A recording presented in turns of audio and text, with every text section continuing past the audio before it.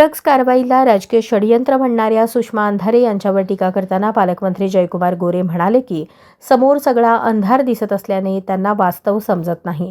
लोकांनी मतदान प्रक्रियेतून स्पष्ट निर्णय दिला असून तो स्वीकारणे ही लोकशाहीची जबाबदारी आहे.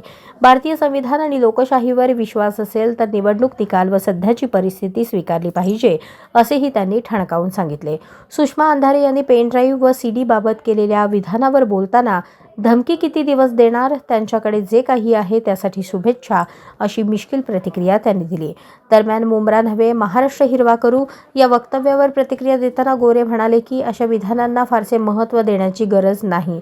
प्रजासत्ताक दिनाच्या दिवशी देश आणि सामाजिक ऐक्य महत्त्वाचे असून समाजात तेढ निर्माण होईल असे वक्तव्य कोणीही करू नये. तसेच राज्यपाल कोश्यारी आणि पद्मभूषण पुरस्कारावर टीका करणाऱ्या संजय राऊत यांना उत्तर देताना महाराष्ट्राचा अपमान कोण करतो याचे प्रमाणपत्र कोणाकडून घ्यायची गरज नाही. पुरस्कार जाहीर झाला आहे त्याचा सन्मान केला पाहिजे, असे त्यांनी स्पष्ट केले. त्याचबरोबर सोलापूर तिरुपती विमानसेवा लवकरच सुरू होण्यासाठी प्रयत्न सुरू असल्याचीही माहिती त्यांनी दिली.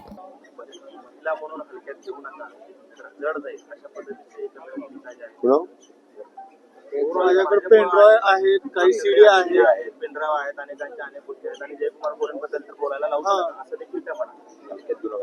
ताईनं हलक्यात घेणे. ताई आता किती दिवस धमकी देतात. शुभेच्छा आहेत त्यांच्याकडे, ज्या काय असेल त्यासाठी शुभेच्छा आहेत. इम्तियाज जलील असं म्हणाले की मुंब्राच नव्हे तर अख्खा महाराष्ट्र आम्ही हिरवा करू. कुठेतरी पुन्हा एकदा छेडले त्यांनी या संपूर्ण. मला वाटतं अशा वक्तव्यांना फार महत्व देण्याची आवश्यकता नाही. आपण सगळेजण बघतो की हा आज प्रजासत्ताक दिन साजरा करतोय आणि तो साजरा करत असताना देश महत्वाचा आहे आणि देशामध्ये सामाजिक ऐक्य महत्वाचं आहे. पण या सामाजिक ऐक्याला तडा जाईल अशा पद्धतीचं वक्तव्य ना इम्तियाज जलीलनं करावं ना अन्य कुणी करावं.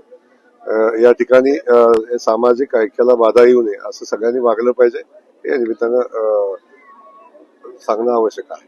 काल पद्मभूषण पुरस्कार जे आहे ते महाराष्ट्राचे राज्यपाल भगतसिंग कोश्यारी यांना जाहीर झाला. त्यावरून संजय राऊतांनी टीका केलेली आहे की महाराष्ट्राचा अपमान करणाऱ्यांना हे पुरस्कार दिले जातात.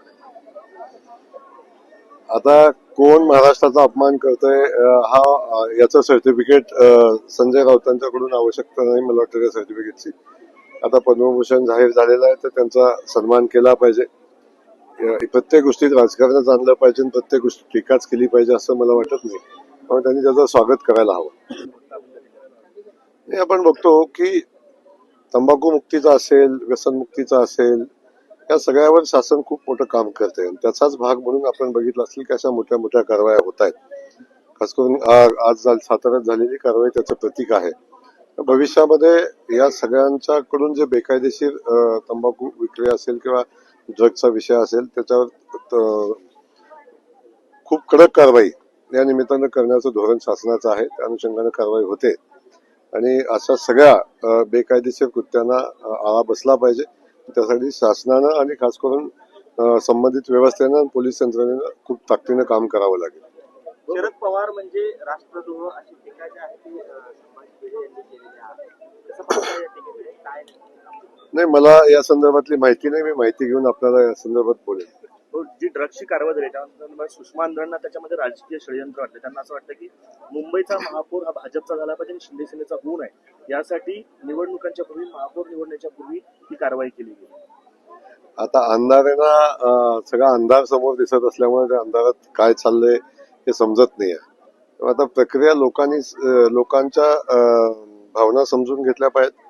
लोक कोणासोबत आहेत हे समजून घेतलं पाहिजे आणि किमान आता लोकांनी दिलेल्या जन आधाराचा आधार स्वीकार केला पाहिजे.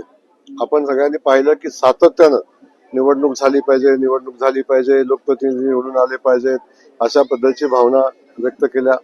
त्यानंतर अनेक वेळा व्यक्त केलं की लोकांच्या जनभावनेचा आदर केला जात नाही, लोकांच्या मताचा आदर केला जात नाही.